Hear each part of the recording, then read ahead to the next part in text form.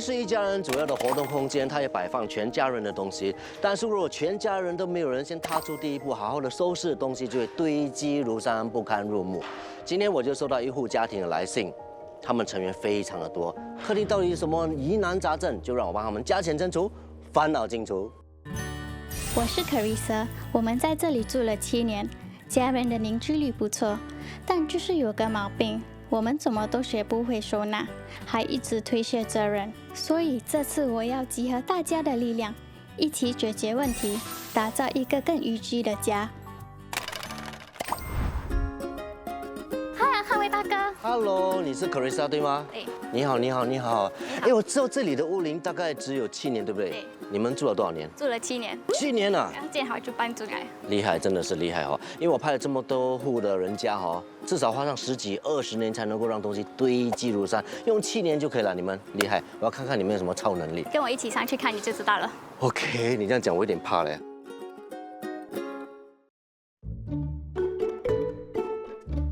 安迪啊 ，Hello， 欢迎，好，欢迎来。哎呦，当我走进这个房子的时候，第一个反应觉得客厅很小。柳阳的东西很碍眼，就是沙发很大，跟餐桌很大，根本都不搭，感觉整个屋子就是很有压迫感。OK， 我先问你们一样问题了，多少个人住在这间屋子3个。是妈妈还有谁？妈妈，还有你，爸爸。他们有这家庭聚会，会在拜五一起来。所以这些所有的杂物都是你们的杰作吗？都有啊，都有哈啊，妈妈有，弟弟有，你们2个没有做也关你们的事情啊。我有2个女儿，她们的东西也在，因为她们拜6礼拜会在这边住。然后你呢？你有没有哦，反正你是最乖的哈。OK， 你们如果煮了饭啊，吃饭啊，你们一家大小，请问坐在哪里吃饭？有一个小桌，所以我们会开那个小桌。有饭桌不要用，摆杂物，然后自己好不辛苦挤一个小小桌子在那边吃饭，而且不稳呢。如果小孩子动到了汤打翻哦，哇，这不是开玩笑的。我本身也是喜欢这餐桌啦，可是人力了，等下我的小儿子要找东西找不到，会呱呱叫。说你整理好啊，第一个把它弄乱是谁？老老实实是不是你？不是全部了，一部分而已，小部分。好，不要讲其他地方，就单单这张桌子来跟我讲哪些东西是你的，你就是你，这个 area 是我的，所以我的 laptop 会在这里。这里算是你所谓的 working area 啊，working area。这个小小地方做工而已啊。啊，这边是我爸爸的，爸爸什么东西？他的那些 document 那些 bag。爸爸为什么有这么多个 bag 在这边的？这些他常常用还是不要的？不同天不同的 bag。哇，爸爸这样 fashionable 的。这个是 common 的。哇，还有这样分的哈。OK， 所以这边是共用的，这些哦，因为这些哦，这个是消毒的啊。你们还需要这个消毒的吗？啊，家里这样脏了还需要哈？消毒哪里？我觉得我应该消毒一下嘞，因为要不然的话，我一定觉得哇，真的很可怕。很多人把餐桌的作用都忘记了，拿来摆放这些不需要的东西。基本上饭桌不是拿来摆放东西，是给大家坐在一起，共享天伦之乐吃饭的地方。这边有一堆鞋子了哈。对。妈妈，为什么不要有一个正统的鞋架或者一个鞋橱？本来有一个学徒的，那个鞋橱去了哪里？他都不喜欢。他是谁？他不喜欢。又是你。为什么不喜欢这样？不是不喜欢，是坏了。等我买一个新的。我不觉得很坏嘞，那个还可以关住门，还很好嘞。他又去换这个，又没有盖住，又没有封住，又没有收纳住，我不喜欢哦，就我自己用个布盖住。妈妈讲一个重点是对的，鞋橱呢，我真的建议是有一个正统的鞋橱有门，因为你知道。鞋是很肮脏的，在外面你踩一大堆东西哈，什么东西你都不知道，回来后你就这样乱摆这样踩，然后你脚弄到又去我每次摆好又乱嘞，对，又爬去沙发，爬去床哦，整间屋子都很肮脏的，然后还有味道嘞。对，然后这一堆又是什么东西？都有一些零食啦。这些食物你买了很久了吗？有过期的吗？应该没有了哈。我不知道，要检查吧。大多数应该过期。不知道。妈，怎么可以这样子？对，要喝之前要检查一下咯。小孩子不会检查的，小孩子是看图，哦，这个喜欢，我喜欢，看了之后，他泻肚子就完蛋了。小孩子他们不会 check 的，不要讲小孩子，我很多朋友都不 check 有没有过期。讲真的，有些人吃东西很少 check，对不对？我是 check 的，我什么东西只要今天过期哦，我丢的。因为我曾经试过食物中毒，我知道那个很可怕，食物中毒会致命的。所以我觉得这些真的不要开玩笑啊！如果你看我每一集，我都是都是食物，因为我真的希望大家有一个健康的生活，健康的家庭。然后现在来了，沙发，我们过去看看。不对，这个，我不知道怎么跟你们形容这个沙发嘞。因为你们的客厅严格来讲不是很大，但你们买的沙发很大嘞，大到买错了。对吗？大到连这个 balcony 都没有办法出去耶。妈妈，当初是谁买这个沙发的？谁的意见？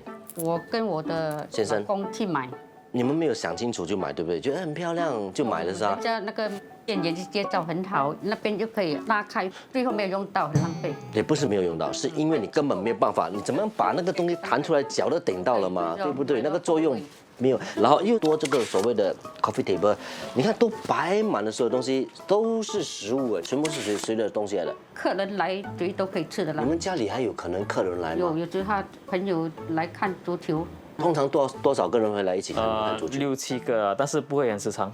所以这个 balcony 外面主要给你们晒一点衣服这样子啊。放毛巾，还有盆栽而已咯，还有一直放一点土糖的东西啦。和 balcony 很少用的哈对，都没有机会出去用哦。然后我看到这边也是很多一些小孩子的书本，然后这些是小孩子的一些东西啊。有些有小孩子的东西啦，有些是我们放到都忘记了。然后因为你不住在这边，对不对？但孩子常常来这边吗？对，每个周末。你就很少在这边的，几乎没有在这边。每逢星期五来聚会吧。哦，说每个星期五就是你们所谓的一家所谓的10口聚在这里的。对。说妈妈，重点来了，主要这间屋子是你跟爸爸还有弟弟住嘛？你希望你整个客厅会是一个怎么样的客厅？很多空间可以放东西咯，可以储藏东西的储藏东西，壁橱，还有家人可以团聚在一起，有个空间可以坐，还有可以聚会娱乐，小孩子也可以有地方玩耍、做功课。然后你呢弟弟嘞？因为你也是在这里住的嘛，你需要一个怎么样的一个环境 more for 家人聚会可以一起吃啦，不用来 take turns 一起吃。 ？OK。然后来 friends 来有地方给的，对你需要一个工作地方的嘛？不需要，就我在房间可以啊，只是因为外面比较凉呀。客厅真的是一家人真正团聚在一起，享受天伦之乐的地方，吃饭的地方嘞哈。这一点我180%有信心还原给你们，交给我一定可以。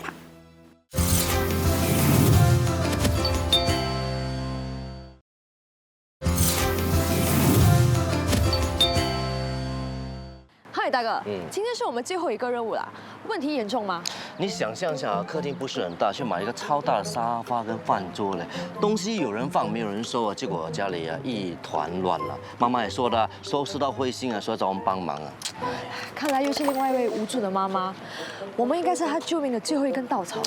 其实我们能做的是帮他们跨出第一步啊，让他们全家动起来啊，其他的路还是要靠他们自己走的。赞同。那我们还是开始动起来吧。来，开工。开工。这边呢？我是 Daniel， 设计源于生活，细节成就品质，这是我不变的理念。来，请进。Hello， 妈妈，你们好。来，给你们介绍啊，Designer Daniel 啊，我的助理律师。你好妈妈，你们好。怎么样 ？Hello 什么？快点看 Hello， 看一下这间屋子怎么感觉？太多东西了，有点乱。是整个客厅有点窄，感觉有点压抑。压迫的感觉，对不对？好，然后光线也不是很足够，对虽然有一个很大的balcony，对不对？律师呢？我看到一很大的沙发。我进去他的客厅的时候，我是有震撼到的，因为很有压迫感。它整个地方呢不会说很大，可是东西很多又很杂乱。妈妈，你希望会有怎么样的一个客厅？客厅很多空间，很多收纳的地方，还有家人娱乐的地方，空间多点。来我的孙女来玩有地方啦，有地方玩，有地方坐啦。妈妈要的东西很简单，多一点储藏的橱柜 OK 然后多很多空间给她的孩子、孙女啊，还有她的同学还有你的呢？希望给父母一些空间哦，哦，大家可以一起聚会吃个饭。你听了会不会觉得很可怕、很压迫？这么小的啊，孙女啦、朋友啦、同学啦，哇，一大堆朋友，一家10多口在这边，你有信心吗？如果是按照现在的布局这个空间我们要容纳这么多人可能会比较难做到。我有个很大胆的想法，我想问一下，这个房间是有人住的吗？平时是用来干嘛的？收藏东西，还有孙女来住。客房来的。可不可以考虑把这个墙打掉？把这个房间打掉啊！我是有点吓到，因为我在想，主人会答应吗？哇，你很大胆呢，这个要求。但是我觉得这个要求还不错哎。如果能够做得到的话，这个客厅会大很多哈。跟我的老公商量，考虑还有子女们商量，看可以不可以这样做。我呢是真的绝对赞成，希望把那副墙打掉，因为它的客厅那个 balcony 的光线，再加上那个房间的那个窗口的光线，如果能够照进这个客厅的话呢，不止光线充足，而且整个客厅也变得更加宽敞，更加能够容纳他们一家10口的人聚在那边，能够享受天伦之乐。重点就是你们一家人真的需要坐下好好考虑一下，跟爸爸商量一下，对，好不好？我会考虑。然后颜色方面呢？颜色我尽量喜欢浅色啦、淡的啦，看的光线会比较亮的，因为我老花眼哦，看东西不清楚。跟老花没有关系，你按什么人看都按我看不清楚，亮哦，我的视力比较不会受影响。 OK， 好。爸爸也是喜欢比较亮的，因为他每次在那边看报纸。 OK， 重点就是要采光要好啊，对对吧？OK， 明白。 OK， 我会尽量用的颜色会比较偏 off white， 比较偏白色的。偏奶白色啊，奶白色这些。OK。人会加一点灯光的设计这些。具体的方案出来，到时我们会给你一个 surprise 的。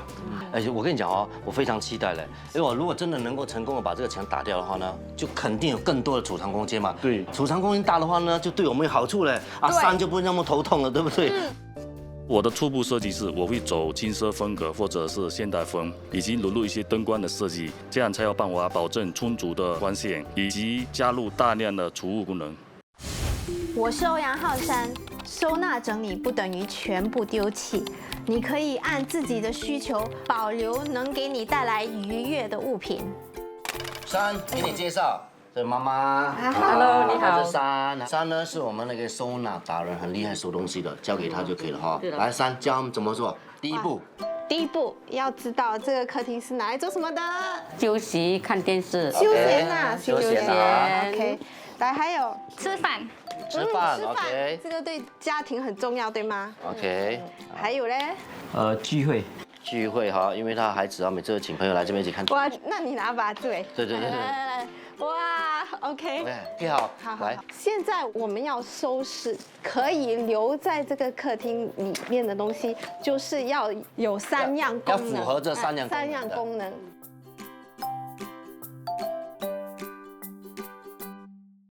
你还记得这袋是什么东西吗？这上面丢垃圾了。你就垃圾了，各位观众看到吗？都是垃圾耶。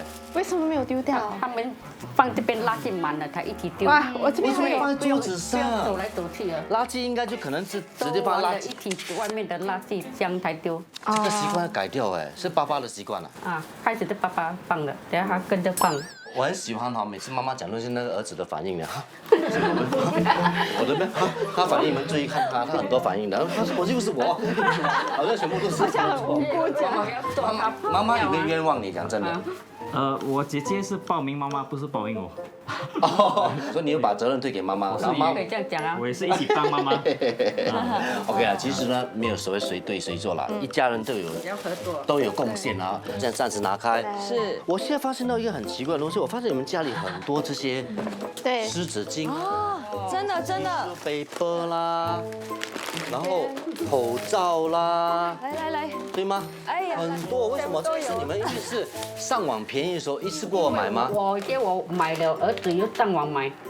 哦 ，OK。有些是政府送的。OK， 可是我们不可以到处都是嘛，因为找不到。真的很多，你看这边一大堆的，我们还没有拿出来的，全部拿出来给你看。要适可分量有多少？太多了。而且口罩也是哦，就是直接这样子放在桌子上的。用过的跟没有用过都在。没有用过。这些是 recycle 的。另外一半。用到一半是什么意思？等一下还在用。哇。好，这一堆呢都是一些口罩啦、湿纸巾啦、tissue paper。一些储蓄下来的货呢，我们可以就是算是备用要放在另外一个地区。而且我觉得应该可能放在 store 或者是可能厕所，还是对不对？不应该放在客厅嘛，对不对？所以这一堆我们直接移开，好吗？可以。属于客厅，对不对？可以。好，我们暂时离开，放开。山，其实这里哦，我也看到很多工作的东西耶。你看，可是他们没有位置，就是平放在桌子上。他们就是这样叠着。我们可以就是先把工作的东西可以收起来吗？是谁的？我的。都是你的。房间里面没有工作的区域哦。房间有，但是外面比较凉。我相信现在大多数的东西剩下的是你的东西哈，比如说工作的，对对吗？那能不能把它顺便一起拿出来？就是属于你的东西全部拿出来。我看到弟弟的电脑啊、私人物品啊、笔记啊都在客厅里面。其实这些不是共用的物品，就不应该在共用的空间里面。弟弟应该把自己的物品收好在自己的房间里。妈妈，你知道下面还有很多东西的吗？你们记得下面有什么东西吗？有些是他的东西，还有个小风扇，小风扇这。些他订的东西。好，我们先来揭晓答案。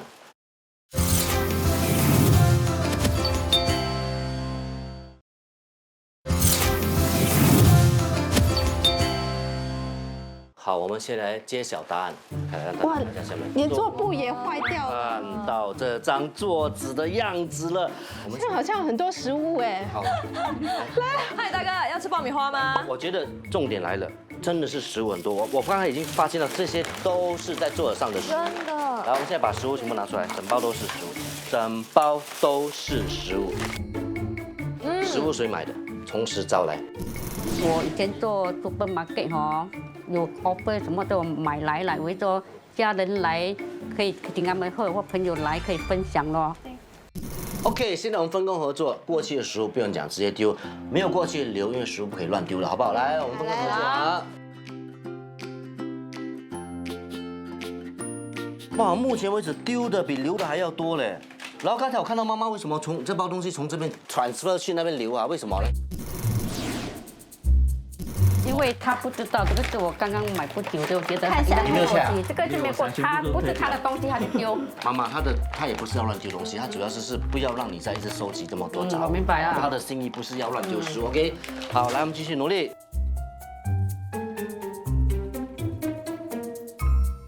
弟弟，你常常看足球，你每次拿球来发泄的是吗？全部球就是小孩子就拿弄这样子，还可以玩的吗？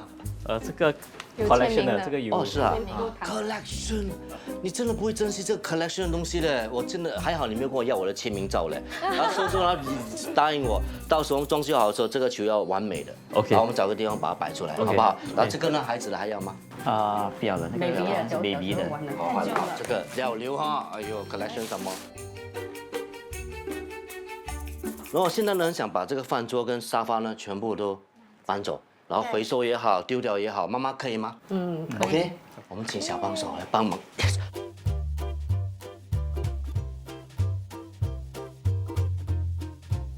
哇，妈妈你看，很好。哇，很多位置哎，很好。我的孙女最高兴了，有空间是吧让他们跑来跑去。是不是还没有？现在只是暂时而已的，这边还有很多杂物。单单这个 coffee table 的东西哦，一样是食物是吗？对啊，你没有看到这边有食物，那边也是有食物，那边也是有食物，到处都是。这边还有西瓜，要不要吃？还可以吃的。请你吃啊。 OK， 一样的啦，看到是过期的直接丢，能够吃的留，好不好？我们来分工合作哈。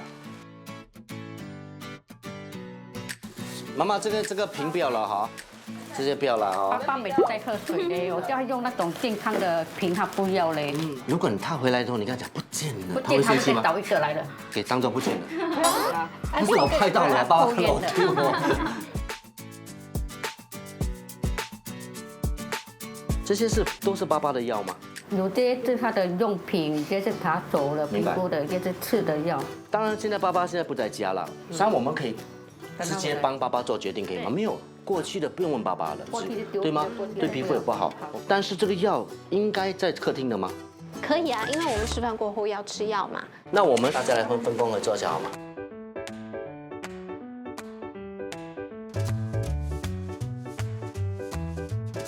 哎，不错哈，目前为止哈，我的都没有过期了。所以爸爸的药我们也处理好了，到时我们把它收纳起来哈。现在呢，就是这 TV console 这一堆哈，一堆杂物了，我帮忙拿上来看看了哈。这些哈，来大家帮忙拿上来看看好啊，看看这些是什么东西。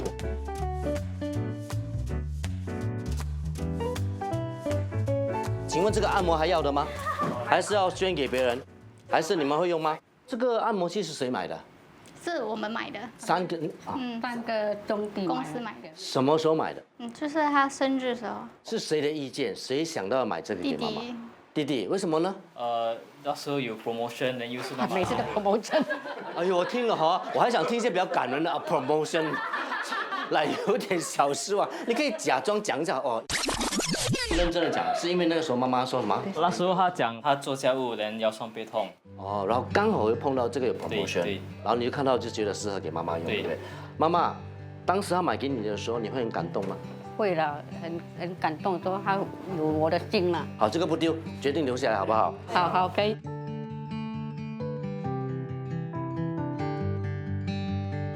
我在收拾那些东西的时候啊，我就看到有妈妈的照片，有妈妈爸爸的照片，妈妈摆的那个 pose， 妈妈哎，那个是我刚才看到的妈妈吗？完全不敢相信。哦，以前就玩啦，人家跟我形象设计啦。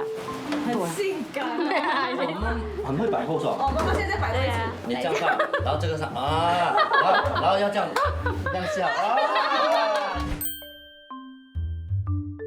So cute， 妈妈，这个不可能丢了哈，这个是应该值得收藏纪念的哈。谢谢你。把它留起来。哇，你还找到这个照片，厉害。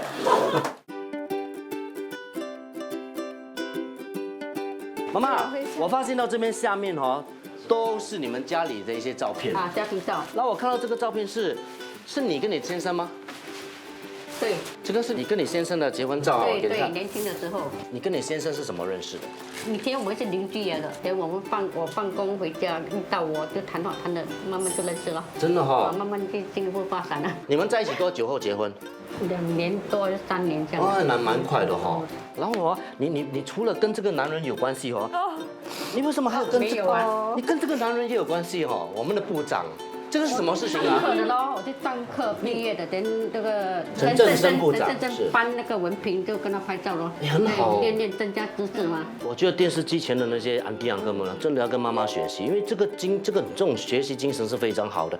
不要因为年纪到了一个年纪啊，50、60岁啊，就开始哎呀，不要做什么，不要学哦。会越来越累了。孩子不鼓励我了，学这些都没有用，学了你最后都不会赚大钱。我老公也是这样讲，学了都不会赚。我们没有讲，我们也鼓励你。可能他学了没有用到，好像烹饪这些，然后就比较少烹饪。我明白。对。其实我相信孩子的心意呢，就想哎呀，妈妈不要那么辛苦了，然后读了，等下花很多时间，可能给自己无形的压力。但是很多时候学到这些手艺，不是马上就要做，不是说学了烹饪就要开餐馆啊，学了一些学士就要开一间学校来教课，不是吗？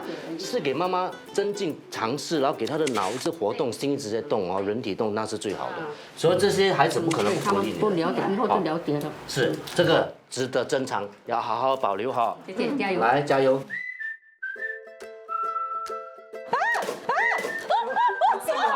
什么？比我好大一只啊！彼得。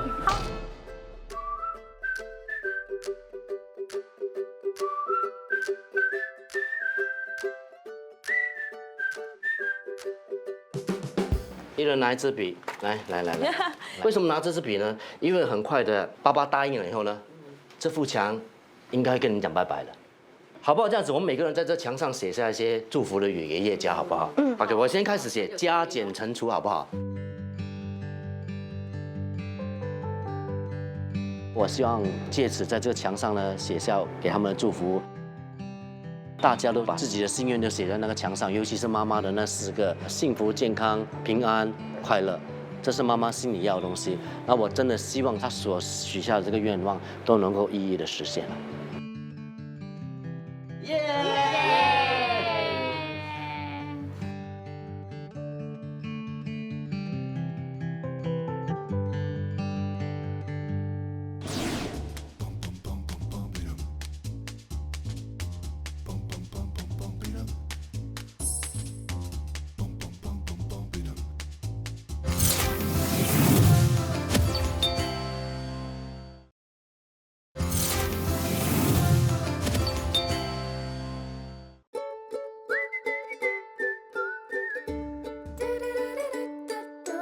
亮亮，你给妈妈这个客厅的这个设计风格是怎么样的？我给他们设计的风格是轻奢风格。轻奢风格其实是现在比较流行的一种设计风格，它着重于呈现出来的设计感会比较简约、大方、低调，但是在低调的同时又不失奢华跟高贵。然后再加入一些玻璃的材质来做一些点缀，呈现出来的空间感会更加明亮。为什么觉得这个风格很适合妈妈？因为妈妈之前特别有交代，整间家的感觉要比较宽敞明亮，所以我觉得轻奢风刚好符合这个特质。哇，我听起来我觉得整个设计很高贵、大方、简约啊！我现在很想快点看到妈妈看到这个新客厅的惊喜表情。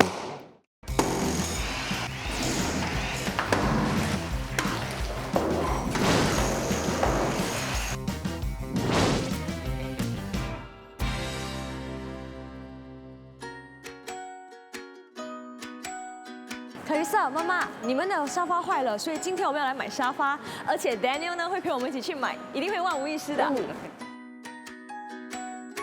我们首先要挑款式，如果你有看到喜欢的，可以坐下来试一试，舒适度很重要。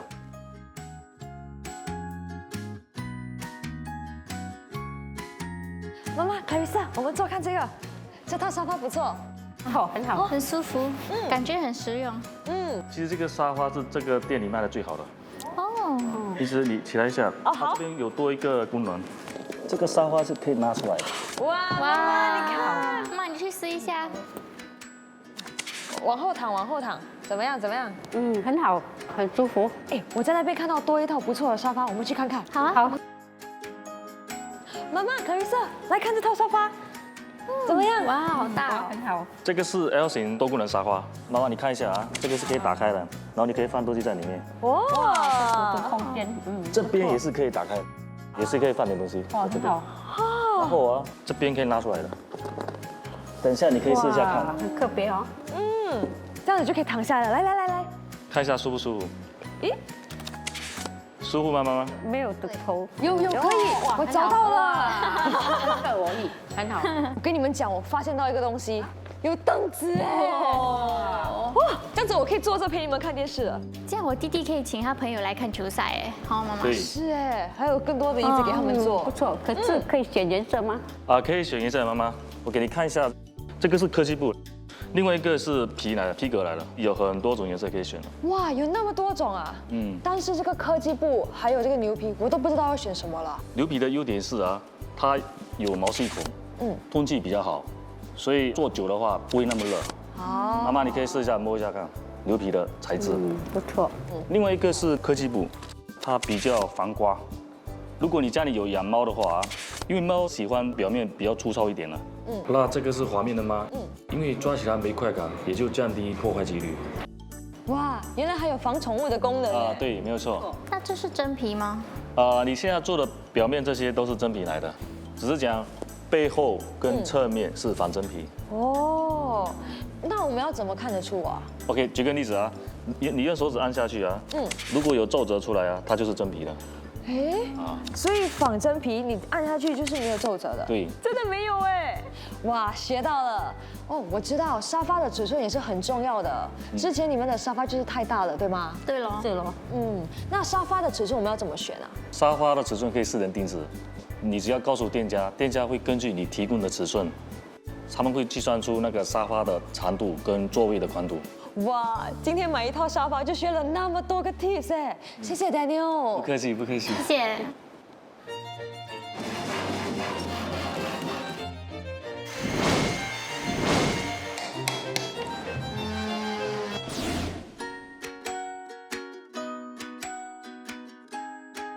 哇，妈妈，今天你盛装打扮呢，很漂亮，很美，对不对？对。除了你漂亮哦，打开门过后的客厅才是真正的漂亮。你有没有很紧张？很期待。兴奋吗？很期待。准备好了没有？准备了，跟我来，1、2、3，请进。Hello。怎么样，妈妈？什么感受？哇，很惊喜啊，跟前面完全不一样的，感动到要流眼泪，流在心里流不出。怎么办呢？怎么办呢？感动，谢谢你们大家尽心尽力的合作，帮我改造这个家。我可以感受到妈妈那种心情啊，一时之间哦，完全不能够接受这个这么开心的事实。不过真的要谢谢你了，谢谢你报名哦，才有机会让你这整个客厅完全的改变到完，对不对？真的是焕然一新。啊，所以你们身为孩子的什么感受？很不一样，比较像一个家。啊，我不要讲变化，我知道你心里在想什么。我要叫我的足球的朋友啊，什么坐在这边，哇，几个人呢，20-30个人，我想好怎么玩什么 game 了，是不是？对，世界杯了呀。世界杯要来了哈，是不是？还有你也是对不对？孩子可以这边到处让他好好跑，对不对？真正的功劳了哈。是。就是我们的设计师 Daniel。Daniel， 真的要谢谢你，谢谢你，谢谢你。你可以好好解释一下为什么这样设计吗？因为现在我们流行那种金色风格嘛，所以这边我其实有大量应用了一些石材啊、金属来提升整个空间的设置感，还有两边不对称的展示柜，这样整个空间感不会那么单调。还有整个电视墙，我又运用了大量的储物功能，所以妈妈不用担心好像收纳不够。而且我发现你的设计里面融入了一些很大方的一些，好像比如说大理石，让整个客厅变得很奢华、很舒服的感觉，很大方，对不对？而且我看到这个天花板也是很特别，它旁边就是金属，对不对？对，因为轻奢风格一个很重要的元素就是一定要加一些金属的元素进去。然后灯光方面呢，妈妈讲说她要整个客厅要比较明亮一点。所以大致上我用的光线是比较暖色系一点的，这样可以营造出比较温馨的感觉，更有家的感觉。你仔细看，全部的展示柜设计全部都有加入 LED 灯带的设计，这样光线上肯定是足够充足的。这是我这么多集以来看过最大幅的窗帘哎。对。其实我初步设计的时候，本来考虑到只是设计2副小片的窗帘，但是后面我觉得应该做整副做到完，这样看起来更大方。比较大气，对。妈妈最喜欢的角落在哪里？在这边，餐桌那边。我就知道妈妈一定喜欢餐桌，那个地方才是妈妈最喜欢、最有感觉的地方。我们过去看看。好，来，好，妈妈来，坐在你的王位。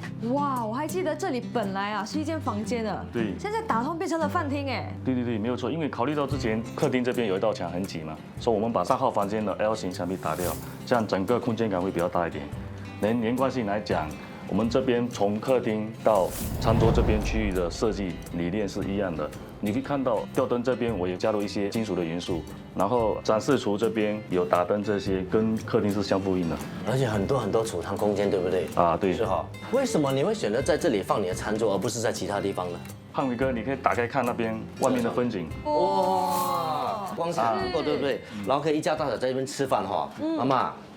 我记得我第一天来这边拍的时候我记得印象很深刻。你跟我讲说，你真的希望有一个很舒适、很大的一个饭厅嘛，对不对？能够让一家大小能够坐在一起吃饭，对不对？大家机会终于有一个像样的餐桌，连聚在一起比较欢乐，而且不用散各吃各的，比较不像个家。我觉得不用每次很像要开饭的时候，我们需要来开小桌啊，全部一起饭啊。然后爸爸需要那个空间，所以他赶我们快点吃，然后所以他可以有那个空间，所以每次吃饭都很赶都没有说吃饭聊天之类的。现在这个位置足够让一家大小全部人坐在一起，对不对，妈妈？对，一家团圆的日子比较像样了。我可以真的感受到妈妈呢心里是很感谢我们的是她心里很复杂，是，她很想表达，可是她就是，对，妈妈是比较不太会表达自己情感的东西但是呢，我觉得现在我们只是完成一半而已了，你还有很多东西之前摆的是任何的杂物，所有东西，对吗？我们的东西要放在哪里，而且收纳盒、收纳箱该怎么放？我在担心怎么去。不用担心，我们还有一个山。好，我们的3位好好教你怎么把所有东西收纳在对的地方。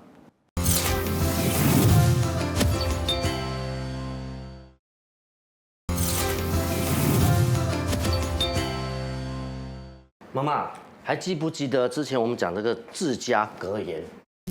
我觉得你家里真的是充满了爱，什么记住家和万事兴爱惜我们的小天地相亲相爱，什么都有。2样东西你没有做到，一个呢就是这里保持地方常洁净，你没有做到。OK， 还有一个就是物品安放要整齐，你没有做到。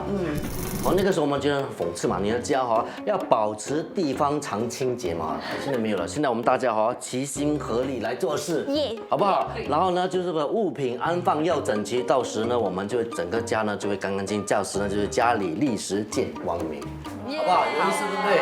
好，来上，现在就要全靠你了来，首先我们必须要怎么样从第一步开始做起 ？OK， 我看到盒子里面有很多相扑，还有就是摆设品，还有摆件，还有纪念品啦。对，对妈妈他们都很念旧啊，这些都是妈妈以前的。我记得里面有妈妈的一个什么 pose 的照片，是不是？啊，这张，对。还有妈妈之前她毕业照，很有意义的。还有呢，还有，我刚才找到了一个，这个是爸爸在追妈妈的时候帮他做的。这种东西一定要拿出来摆。对，一定要摆出来。哦，这个不只要藏在心里哦，要摆出来给大家看一看的，是不是？所以像我们这些应该摆在哪里比较适合？我们可以给妈妈选择她要摆出来的这些摆，OK，件。也是对的。对。因为这个家庭是有小朋友的，所以如果是玻璃的摆件呢，我们就可以把它这样子换。它很重要，也是怕给小孩子。可是这个不会，这个小孩子不会弄破啦。可是这个我还蛮赞成你的说法了，小孩子他可以拿到后分分钟更容易打破，所以应该把那个玻璃的东西往上摆会比较安全，对不对？对，这样很好啊，对啊这样漂亮，满意吗？很好。够吗？啊，只有妈妈专业的比较好，比较专业。只有妈妈的东西，说孩子他们有什么意见吗？妈妈开心，我们开心。哇，妈妈教导你。孝顺。还有那个哦，我们之前不是我记得弟弟有一个很重要的摆件，足球。对，看我看哦，对，在这里。这个我记得那个时候你说要摆出来，对不对？啊，对。妈妈，你觉得这个足球应该摆在哪里比较好？上面、下面都可以。上面比较好，上面比较好，因为小孩子会等一下拿来踢。对，那你的那个签名就没有掉。是。所以现在你们摆在哪里？摆在上面吗？签名要往外给大家，这样子才会看得到。可以。哇，很好。啊 ，OK。那接下来呢，还有这些相簿。因为相簿的数量比较多，如果我们直接把它放在橱柜里面的话，要翻找的时候非常麻烦。反而我们把它直立式的放在收纳盒里面，如果要取出的时候，直接把收纳盒拉出来，就非常容易了。哇，现在呢相簿已经处理好了，接下来就是这些所谓的一些很少用的一些摆设品，对不对？可以这样算是纪念品。OK。对。所以我们呢就依据地方的纪念品，就把它放在一个盒子。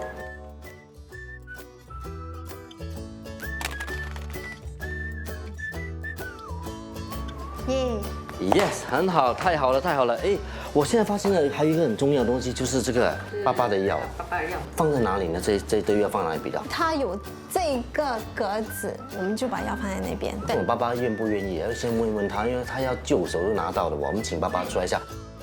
爸爸你好。你好。想问你一个问题啊，之前哦你的药摆在哪个位置我忘记了，乱七八糟哪里？你还记得在这里啊？是在沙发的旁边，对不对？对。你是有一个习惯，需要把那个药摆在你的旁边，你才有安全感，是吗？不是，容易拿。所以你是打算把药摆那边？药可能摆另外一个地方。哦，你觉得摆在哪里比较适合你？这个洞里面呢？这边是可以拿来摆摆件的。所以呢，我就摆在他的隔壁啦。然后这边爸爸就有3层。就只有爸爸才能用，是，因为我是觉得3只教法是很好的，因为你种药它的形状啊，乱七八糟嘛，摆出来我觉得没有那么美观，然后把它藏在里面，而且不会日晒雨淋，有时可能不然太阳晒到也不是很好，是不是？对呀。好，现在我们应该怎么处理这一批药？药品有几种啦，第一种就是好像这种是有病痛的时候才会去使用，对，有生病的时候，好像这一种呢，其实它就是保健品类，所以保健品类跟这种生病的时候用的是不可以放在一起的，因为避免。对，是避免就是误食啦。是。然后还有就是好像你手上的药膏呢，也是就是我们有生病的时候才会使用到，或者是些药油，对吗？对。是不是？就你要记得是什么药油，都没有标签的。这个像铁打药，所以我们现在是先需要把它分开。对，是。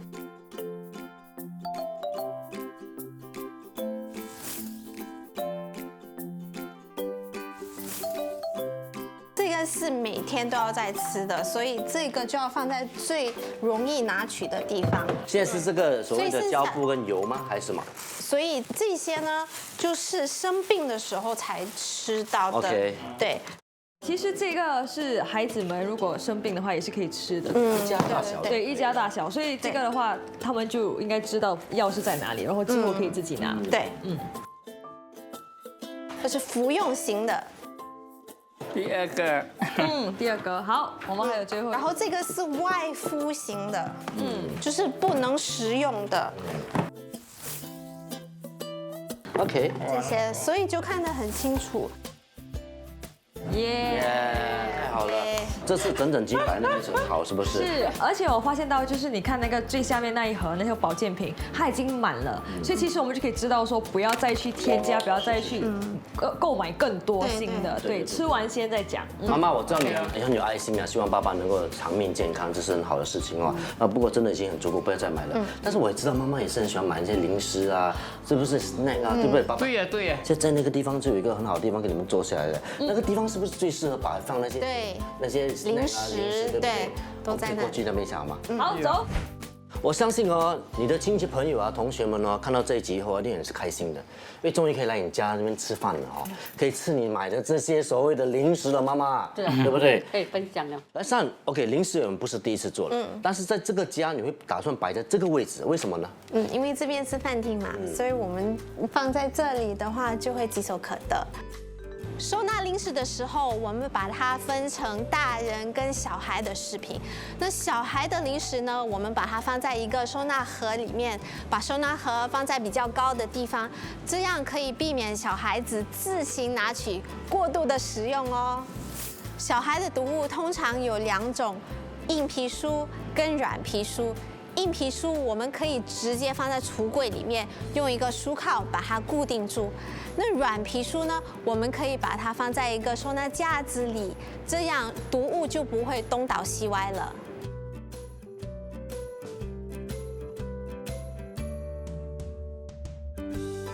我想让大家知道哦，我们现在收的整整齐齐，之后呢，我们随时都会来突击检查，所以一定要保持现在这个整洁，好吗？真正非常开心呢，还原了一个很温馨的客厅，还有妈妈要的饭厅给你，好，但是我觉得画面一点都不温馨。我希望还原他们一张很温馨的感觉。1、2、3。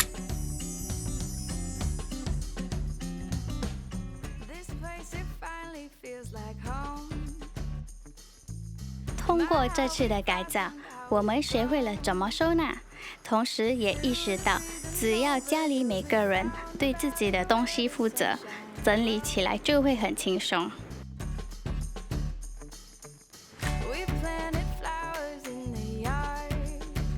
我的家已经很久没有这么干净了，孩子们为了这个家也很努力，很团结，我真的很高兴。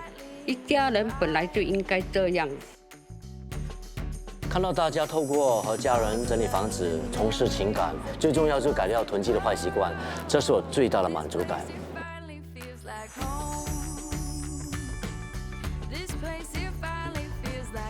爸妈年纪大了，我们一直都希望有个舒适整洁的客厅，给他们好好养老。我相信一个舒适的环境，对妈妈未来的健康会有很大的帮助。我从来没想过我家厨房可以做成这样。我们一家人可以舒舒服服地坐在一起吃饭，一起聊天。我很感恩有这个机会完成我的心愿。如果没有加减乘除，我和 Elise 永远都学不会收纳。这是一个新的开始，我会继续努力。每一个人都值得拥有一个舒服整洁的家，他们可以做到，你也一定可以做到。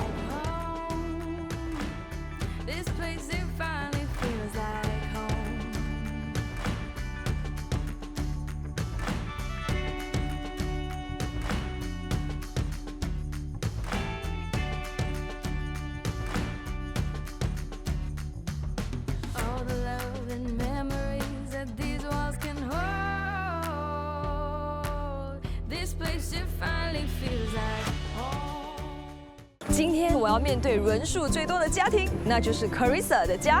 有人在家吗？你们现在在哪里啊？我们有去迪呢嘞，哎呦。